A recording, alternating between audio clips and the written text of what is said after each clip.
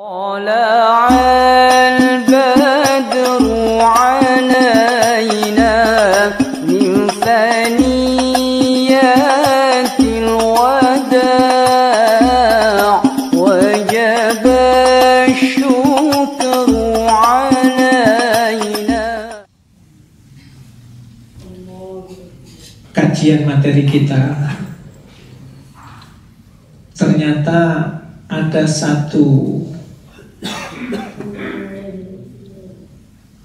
seorang akademisi di Timur Tengah, itu disebutnya adalah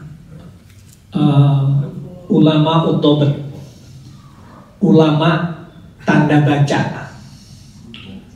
Sampai kita mikir, sampai urusan tanda baca saja itu ada ulamanya tersendiri.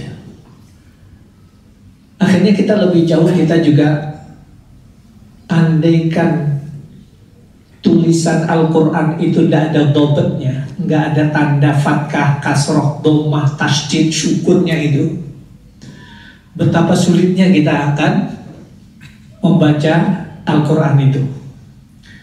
Maka munculnya dobet, munculnya tanda baca, itu adalah karunia tersendiri untuk kita, karena semuanya itu adalah dalam rangka untuk agar kita mudah membaca Al-Quran. Tapi sebagaimana yang pernah saya presentasikan dalam kajian Kaila ini, kita memang harus mengenali, paling tidak kalaulah kita tidak paham semuanya, kita mengenali terhadap bentuk-bentuk bacaan itu. Yang kemudian ada 3. Yang pertama adalah dhabtul masyariqah, tanda baca yang biasa dipakai menulis mushaf Al-Quran untuk negara-negara Timur Tengah. Nanti seperti ada beberapa perbedaan, terutama yang paling menonjol nanti tanda baca. Kalau mushaf standar Indonesia, tanda bacanya lebih banyak. Kalau mushaf Madinah atau mushaf Timur Tengah itu tanda bacanya waqaf ibtidaknya itu tandanya itu sedikit. Kalau pertanyaannya kenapa? Karena orang Indonesia, khususnya orang Malaysia, orang India, itu bukan orang yang memiliki kemampuan berbahasa Arab. Maka kemudian untuk memudahkan berhenti wakaf ketika membaca Al-Quran, di mana berhenti, di mana memulai, tanda bacanya lebih banyak. Kalau orang Timur Tengah, tanda bacanya tidak banyak. Kenapa? Karena ketika baca, walaupun tidak sepenuhnya faham, tapi dia ngerti. Kemudian yang kedua adalah dhabtul atrub. Ini istilah yang 3 tahun yang lalu dimunculkan, bentuk tanda baca yang itu biasa dipakai oleh negara-negara Asia, khususnya Indonesia, Malaysia, itu Turki, itu ada kesamaan dalam bentuk tanda baca. Dan itu kemudian awal Desember itu ada pertemuan ulama qiraat sedunia di Ankara, di Turki. Di Indonesia ada beberapa yang berangkat. Kalau 3 tahun yang lalu saya dan ada 4 orang yang berangkat. Untuk tahun ini Pak Kiai Asin Sakho dan yang lain itu ada beberapa yang berangkat ke sana.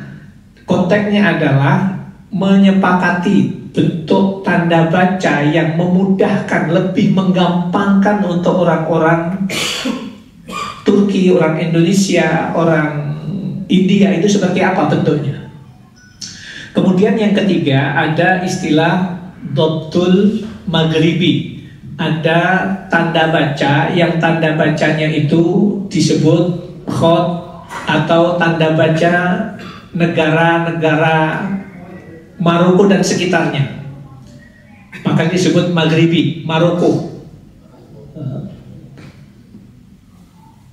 Kemudian tanda baca itu ada berbeda, ada beberapa tanda baca yang menjadikan berbeda. Di antaranya yang pernah saya sampaikan di sini adalah kalau fa titiknya satu di bawah, kalau qaf titiknya satu di atas, kalau nun nggak ada titiknya.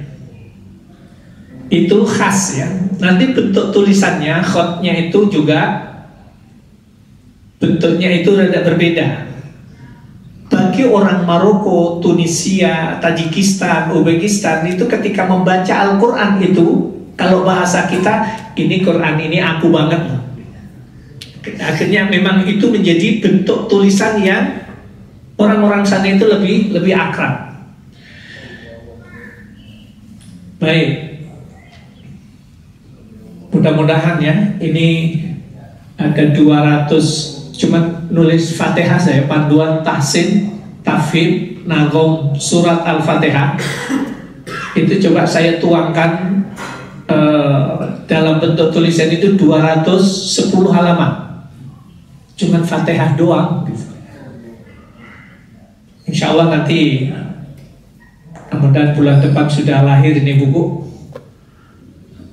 Kata pengantarnya sudah dapat dari Syekh Isa Al-Maksarawi. Kemudian yang kedua dari Kiai Asin Sakho. Dan kemudian ditahqiq sama Kiai Mohsin Salim, Dr. Mohsin Salim. Itu salah satu ulama qiraat di Indonesia. Baik, insya Allah nanti kita akan sampaikan bulan depan, insya Allah sudah bisa nih. Baik, untuk hari ini ada materi yang sempat terloncat ya saat kita membahas tentang makharijul huruf, yang di sini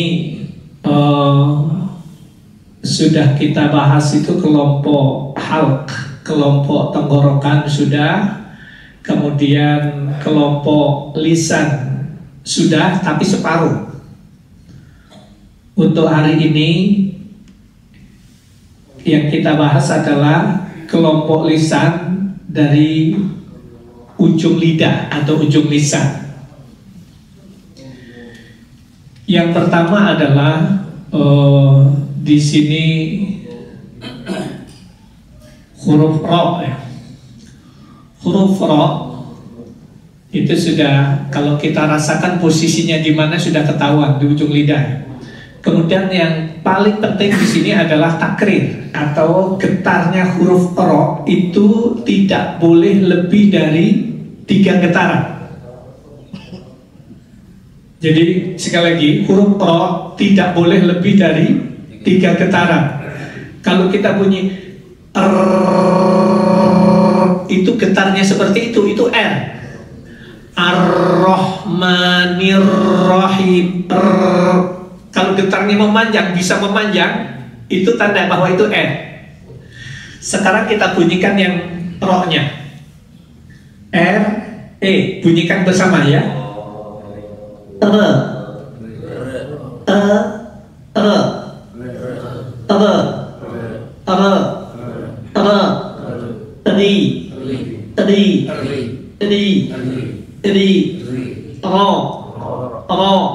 Jadi kalau pas getar ro 3 kali getar itu, kita paksa lebih dari itu, nggak bisa, nggak akan bunyi, nggak akan bergetar. Ro ketika bunyi udah putus dengan sendirinya. Tapi kalau itu R. Baik, sekali lagi ya, kita bunyikan. Ro-ri-ru-bar. 1, 2, 3. Ro-ri-ru-bar. Ro-ri-ru-bar. Ro-ri-ru-bar. Ro-ri-ru-bar. Ro-ri-ru-bar. Baik, berikutnya ada huruf po. Jadi sampingnya sebenarnya itu lam. Po, ujung lidah bertemu dengan gigi seri yang dalam yang atas. Kemudian membunyikannya dengan tabkhim, dengan tebal. Po itu mau harokatnya fathah, kasroh atau dhammah atau mati, dia tetap tebal. Bunyikan bersama. To, ti, tu, ba, to. 1, 2, 3. To, ti, tu, ba, to. To, ti, tu, ba, to. To, ti, tu, ba, to. Baik. Yang kedua, dal. Posisinya sama. Ini kelemahan kalau Jabodetabek ya. Karena pengaruh dialek yang biasa kita pakai bahasa Indonesia itu, maka kemudian dalnya itu menjadi D. Alhamdu. Alhamdu, du itu posisinya adalah, coba bunyikan ya, tidak ada. 1, 2, 3. Tidak ada. Tidak ada. Tidak ada. Pas bunyi ad, posisinya di mana tuh? Ujung lidah nempel di langit-langit depan atas, itu D Indonesia. Jadi posisinya kalau ini gigi, atasnya posisinya begini ya, D. Tidak ada. Turunkan ke bawah. Tidak ada. Posisinya begitu. Tidak ada. Tapi karena memang makhrajnya D yang benar, ya nempelnya di langit-langit depan atas. Ketika digeser bunyinya jadi lucu gitu. Tidak ada, yang benar begitu. Ketika kita geser jadi dal, tidak ada. Berarti posisinya makhrajnya salah, makhraj D-nya. Sekarang kita balik. Dal sekarang dadi dubad. 1, 2, 3. Dadi dubad. Dadi dubad. Dadi dubad. Yang perlu kita ingat berikutnya adalah sifat huruf itu ketika kita membunyikannya itu salah, maka makna sebuah kata juga akan berubah. Ketika kita bunyi Qul huwallahu ahad, D-nya nggak bunyi, maka sudah otomatis sebenarnya dal itu ketukar sama huruf ta itu. Kenapa? Karena makhrajnya sama. Ketika mati, dal tidak kita mantulkan, itu sudah otomatis, itu sudah bergeser ke posisi ta. Kenapa? Karena sifat mantulnya itu hilang. Qul huwallahu ahad. 1, 2, 3. Qul huwallahu ahad. Ahad. Ahad. Ahad. Ahad. Nah, di kita itu yang paling banyak apa? Baca surat Al-Ikhlas kalau imamin itu kol-kolahnya kol-kolah tutup kendang. Ayat yang pertama bunyi sama ayat yang terakhir. Qul huwallahu ahad, Allahus samad, lam yalid walam yulad walam yakul lahu kufuwan ahad. Cuma di awal sama di akhir. Atau enggak ada sama sekali. Qul huwallahu ahad, Allahus samad, lam yalid walam yulad walam yakul lahu kufuwan ahad. D-nya enggak ada. Maka dalnya itu semuanya itu ketukar sama huruf ta. Begitu. Ini sederhana, tetapi kalau bahasanya Pak Kiai Asin, sekecil apapun interaksi Anda dengan Al-Quran, walaupun sebatas memperbaiki bacaan, belum sampai mendalami isinya, insya Allah, Allah akan dudukkan Anda sebagai orang yang beribadah kepadanya. insya Allah Allah akan muliakan Anda karena sebab itu. Karena begitu nasihat itu disampaikan, bapak-bapak dan ibu-ibu semuanya, akhirnya saya ingat ada sosok yang secara akademis tidak lulus aliyah. Dia tidak pernah masuk di perguruan tinggi. Beliau juga bukan seorang ulama besar dalam konteks faham terhadap kaidah-kaidah usul fikih, mustalahul hadis, kemudian hafal tentang banyak hadis, enggak. Tapi kemudian Allah muliakan beliau karena sebab Al-Quran itu. Dan pahalanya kalau kita hitung itu sampai hari ini subhanallah, berapa juta pahala yang terus mengalir kepadanya. Saya ingin sebut, beliau adalah Bapak As'ad Humam yang menulis buku Iqra. Masya Allah, secara fisik beliau kalau duduk aja begini ya, duduk begini. Kenapa? Karena badannya nggak bisa ditekuk, kena pengkapuran dari ujung kaki sampai leher. Kalau ngajar Quran juga sambil begini, sambil lurus gini badannya, duduk di kursi, ngajarin anak-anak ngaji. Dan itu dilakukan dari usia SMP sampai kemudian beliau menuangkan dalam bentuk panduan itu tahun 88. Lahirlah buku Iqra itu. Tapi subhanallah, karena ketekunannya itulah kemudian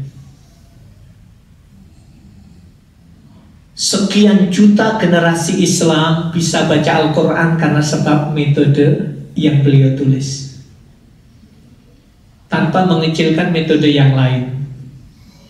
Tapi apa yang dituangkan dalam bentuk tulisan yang ditulis bukan oleh seorang akademisi yang sampai lulus dari perguruan tinggi, orang biasa saja.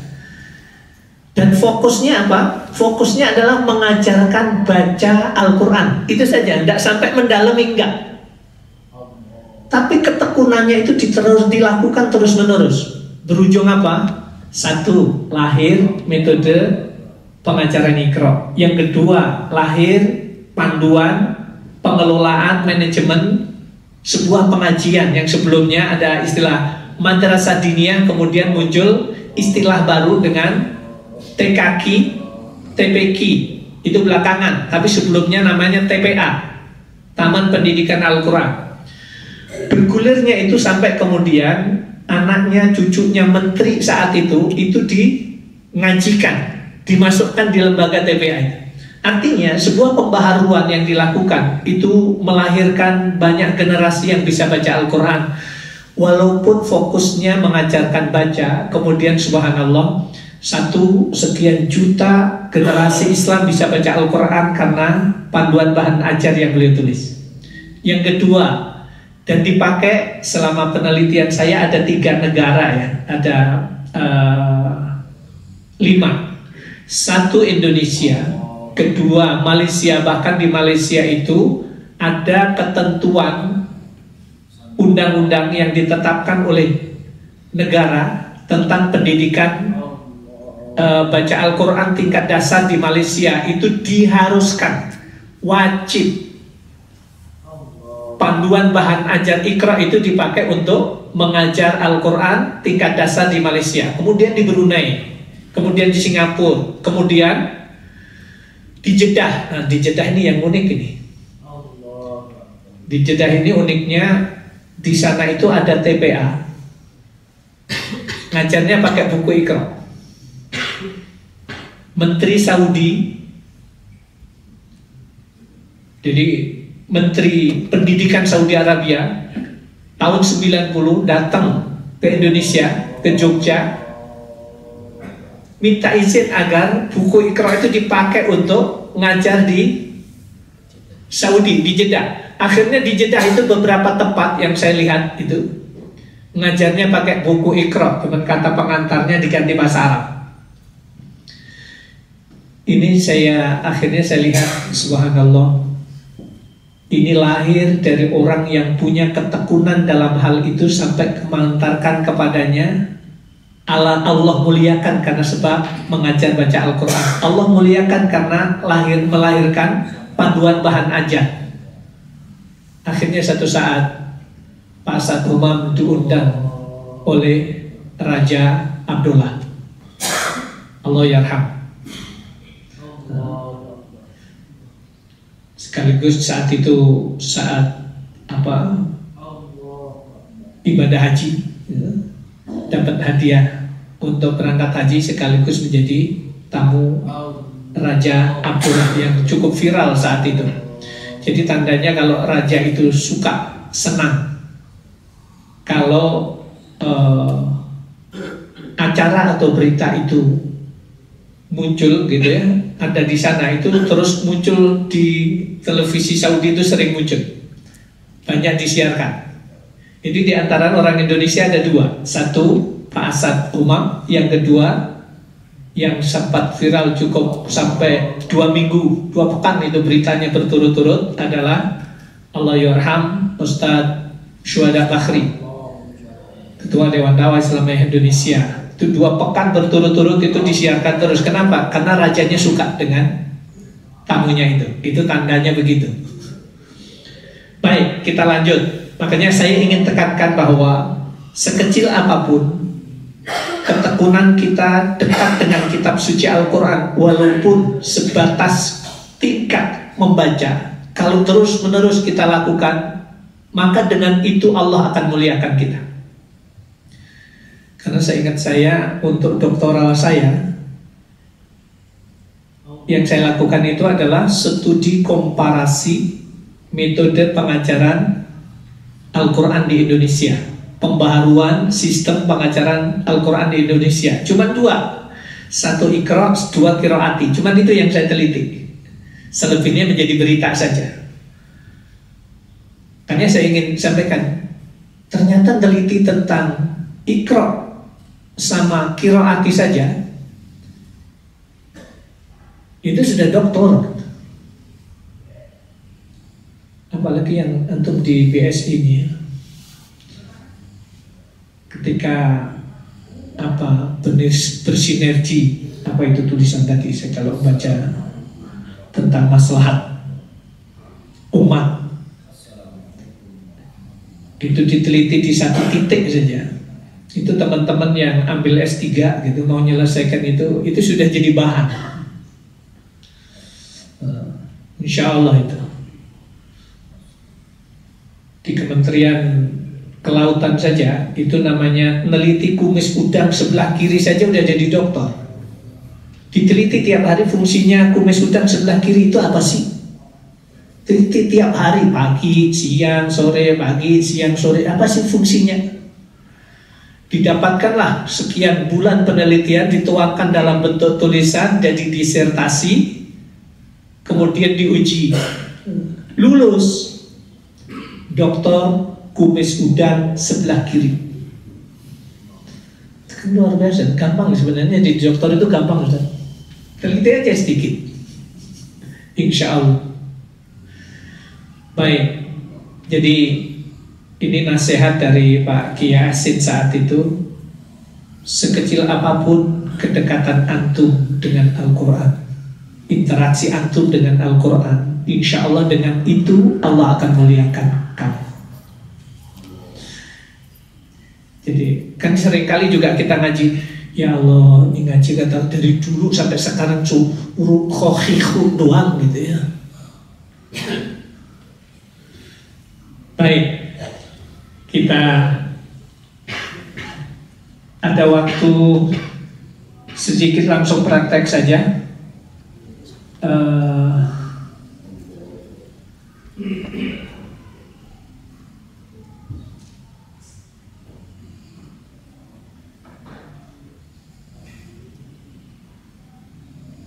Baik.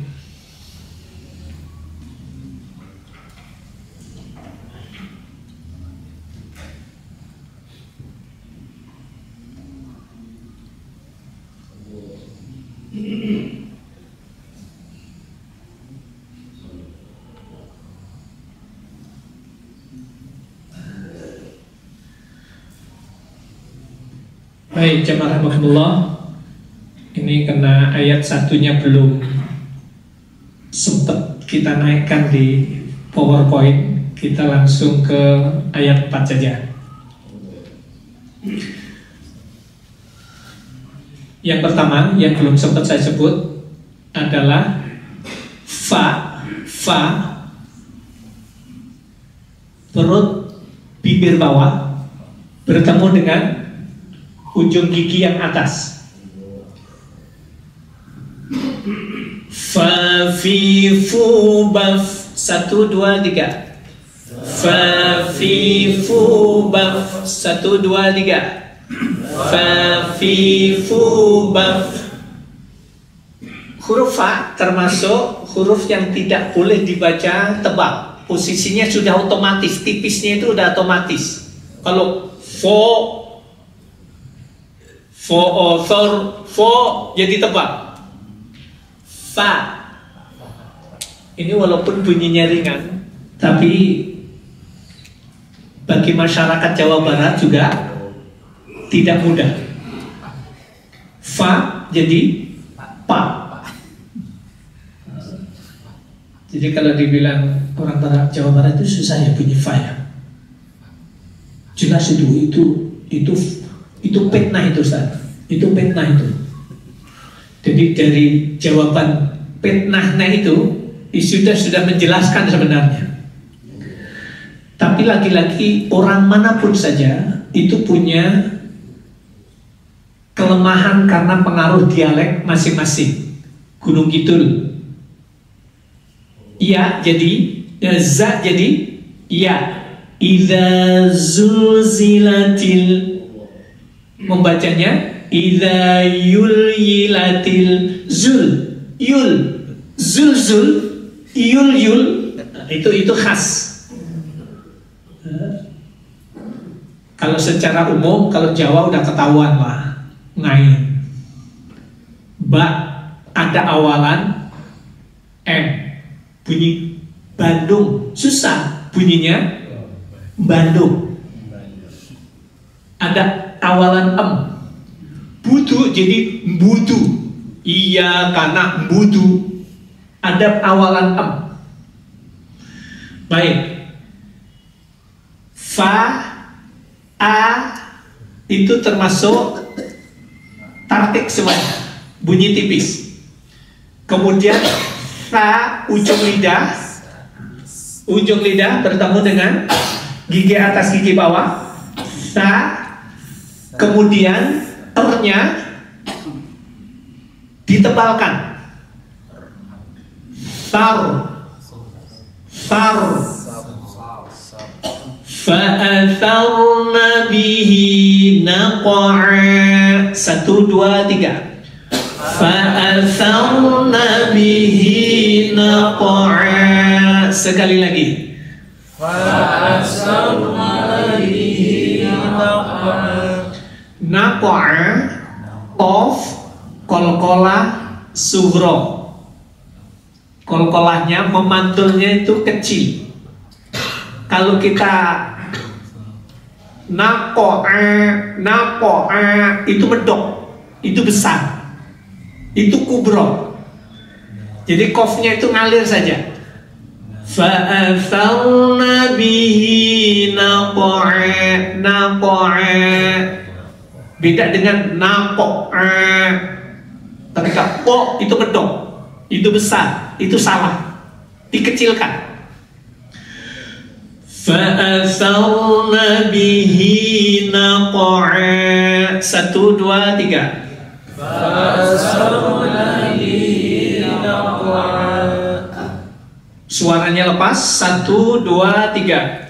Fa'atharna bihi naqa'a. Baik. Ini mohon maaf ya karena mendadak belum memasukkannya tadi, jadi nggak urut. Kemudian yang ayat yang kelima, fa tipis, wa tipis, sa tipis, po tebal, sa to. Itu disebutkan kalau kol-kolahnya to itu kayak kita membunyikan to-nya yang berharokat fathah. To. Kalau harokat fathah kan to tambah hamzah. To.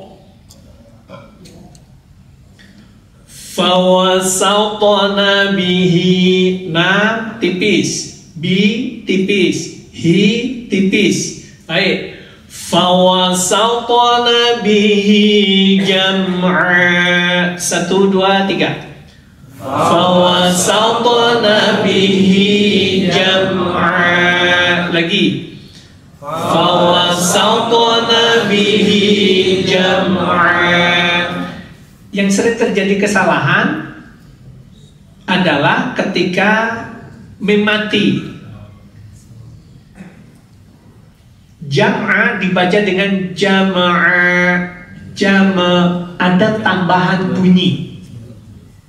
Kemudian istilahnya kesalahan itu dibaca dengan tawalud, beranak, melahirkan. Ini huruf ini hamil enggak, begitu mati lahir gitu. Me-nya itu yang kemudian disebut anaknya. Itu yang nggak boleh. Jadi istilah tawalud itu adalah memantulkan bunyi huruf yang mati yang mestinya tidak mantul. Kalau qalqalah memantulkan bunyi huruf yang memang harus mantul, itu qalqalah. Tapi kalau huruf itu mestinya tidak mantul, dimantulkan, itu namanya tawalud. Fawasato, to jelas qalqalah. Kemudian jam'a, idhar, syafawi. Mimnya harus jelas, tidak boleh ada tambahan bunyi. Kenapa disebut idhar? Karena memang harus dibaca jelas, tidak boleh ada tambahan bunyi, termasuk memanjang. Fawasatna bihi jam'a, akhirnya mimnya jadi double. Jadi ada dua yang sering terjadi kesalahan. Yang satu mendengungnya memanjang, yang kedua mimnya memantul.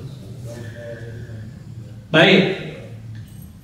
Fawasatna bihi jam'a. 1, 2, 3. Fawasatna bihi jam'a. Sekali lagi.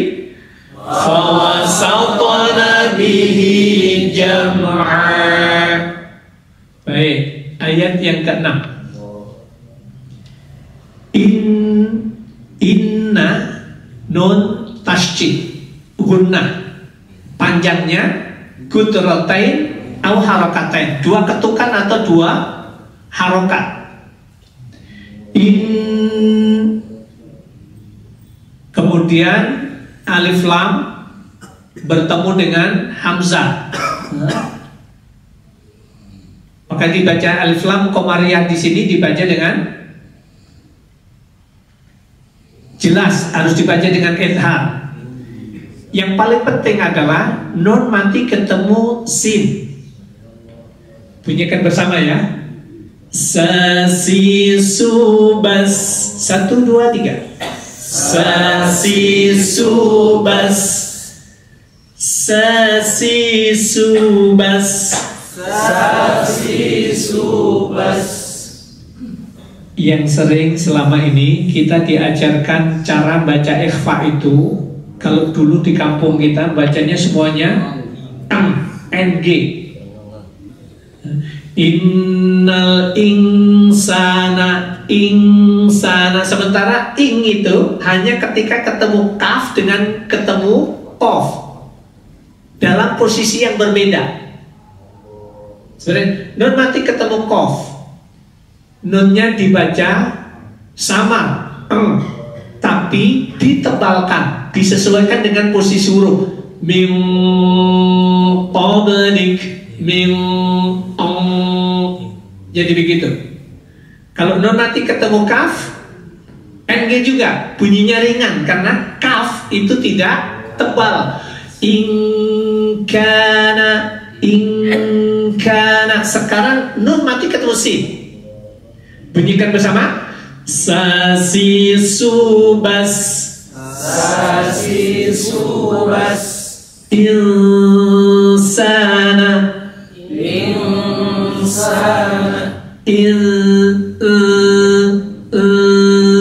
Kalau ing itu jelas, ng-nya itu jelas, itu salah.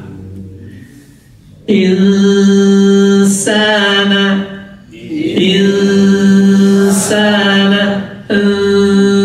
Satu, dua, tiga. Lagi. Innal insana. Satu, dua, tiga. Innal insana. Lagi. Innal insana li rabbihi lakanud. Li rabbihi lakanud. Innal insana li rabbihi lakanud. Satu, dua, tiga. Innal insana li rabbihi lakanud. Baik. Kayaknya itu dulu. Ini masih ada waktu 3 menit. Kalau ada yang bertanya, ini kalau mau nanyanya apa juga susah.